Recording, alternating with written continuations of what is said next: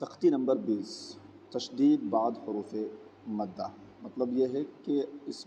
تختی میں مد لازم کا قاعدہ ہر جگہ آئے گا، چونکہ مد لازم آپ نے پڑھا ہے کہ حرف مد کے بعد تشدید یا جزم آئے تو مد لازم ہوتا ہے۔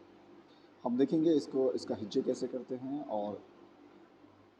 اس کو پھر رواں کیسے پڑھیں گے۔ غین یا زبر غی، را لام زیر دل، غیر میم غین زبر مغ،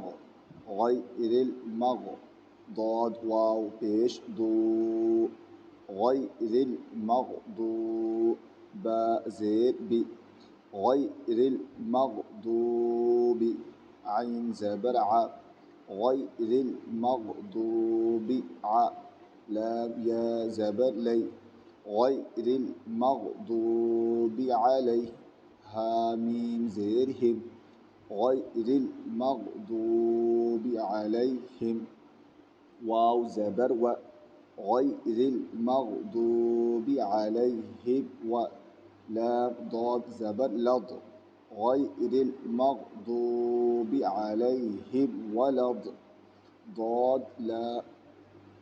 ضاد الف لام زبر ضاد،